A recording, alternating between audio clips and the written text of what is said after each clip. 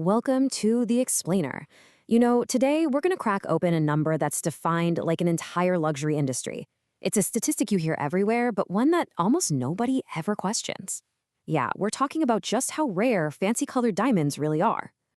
1 in 10,000. You've definitely heard this before, right?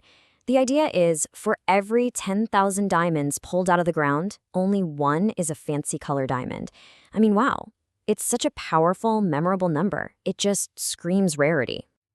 I mean, this figure is everywhere. You see it on Google, it's in all the fancy marketing brochures, you'll even hear it from jewelers. But today, we're going to ask a really simple question. Where did this number actually come from? And more importantly, does it even hold up? All right, let's start the hunt for a source. And this is where it gets really interesting. Because when you actually try to prove this whole 1 in 10,000 thing, you hit a wall, a really big one. It's surprisingly hard to pin down. I mean, just think about what it would take to get a real, accurate number. You need some kind of global diamond police, right? An organization that's collecting data from every single mine on the planet. We're talking the giant corporations, sure, but also the tiny remote miners in places like Brazil or Sierra Leone. And that's not even the half of it. Miners themselves can't always tell what they've got. You might have a rough stone with a green skin on it, but that doesn't mean it's going to be a green diamond once it's cut. And they have no idea what the final clarity or weight will be. So, yeah, counting them this way, it's pretty much impossible. Okay, so if it's not based on hard data, then where the heck did this number come from? Well, believe it or not, we can actually trace this legendary statistic all the way back to the writings of one single person. Let me introduce you to Sidney H. Ball. Now, this guy was a seriously respected American geologist and mining engineer.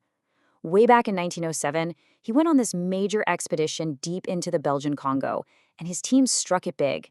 They uncovered some really valuable diamond deposits. So you can imagine this firsthand experience gave him a perspective on diamonds that very few people had. So this is where the story gets really wild. This timeline shows how we got from a simple observation to a full-blown marketing slogan. I mean, people knew about colored diamonds for centuries, but look at these huge gaps. It's not until 1935, decades after his Congo trip, that Ball publishes this one article that changes everything. And then crickets for decades. It wasn't until the 1990s that the marketing world got a hold of it and just supercharged it. And here it is, the origin of the entire myth in Sidney Ball's own words. The most important part isn't even the number, it's the words right before it. After straight up admitting no adequate figure exists, he says, "I am inclined to believe." See that? This wasn't a hard statistic. This wasn't based on some massive global survey. It was his professional, educated guess, a geologist hunch, not a fact. So the big question is, how did this professional hunch become, an unquestioned fact? Let's look at how a metaphor turned into marketing gold. And you don't have to take my word for it. This is from John King, who is the authority on fancy-colored diamonds at the GIA. He calls it a metaphor. He points out that back in the 90s, the industry was really pushing the investment angle for these stones. And what do you need for that? A direct, punchy soundbite. 1 in 10,000 was perfect. It's simple, it's dramatic, and it sticks in your head. And just like that, a metaphor became fact. Okay, so let's rethink what rarity actually means today. Because even if that number was a handy metaphor back then, it's totally useless for the modern market. It just doesn't work anymore. So here's exactly why that old metaphor just completely falls apart today. First off, most diamonds that come out of the ground are tiny. Like, the average is just 0.03 carats. The 1 in 10,000 number counts millions of these little specks that, let's be honest, collectors don't care about. And second, and this is a big one, it totally ignores the massive secondhand market. There are tons of diamonds already out there, in circulation, and many of them get recut and pop right back into the market looking brand new. This really nails the shift in how we should think about this. We're moving away from the old myth, which was just this big, broad metaphor, to a new reality that's all about specific, data-driven facts. The focus isn't on all diamonds. The focus is on your specific diamond. It's much more like buying a limited edition watch or a numbered art print. And to really get what rarity means, you have to understand that it's shaped by two powerful forces. It's not just about what nature cooks up deep in the earth. It's also about the critical decisions people make after that stone sees the light of day. Okay, check out this example because it makes the point perfectly. Imagine a cutter gets a 10-carat rough yellow diamond. Now they have a choice. Decision A, they can go for size and cut a 5-carat pear shape but with a lower SI1 clarity. Or, decision B, they can prioritize clarity and end up with a slightly smaller 4.80-carat oval but with a much better VS grade. See what happened? You get two totally different stones with completely different rarity profiles from the exact same piece of rough. Human choice literally created two different kinds of rare.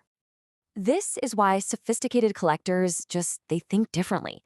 They're not walking in and asking that broad old question, how rare are diamonds? Nope. They're asking something way smarter, way more specific. They ask, how rare is my diamond? And that is the only question that actually matters. It's not about some fuzzy idea about all diamonds in the world. It's about the specific, measurable rarity of the one stone right in front of you. It's the exact same mindset you see in other high-end collectibles. If you're an art buyer, you don't care how many posters were printed. You care that your Andy Warhol is print number 7 of only 12. If you're a watch buyer, you care that your Patek Philippe is one of just 170 ever made. And that's exactly the logic that smart diamond buyers are using now.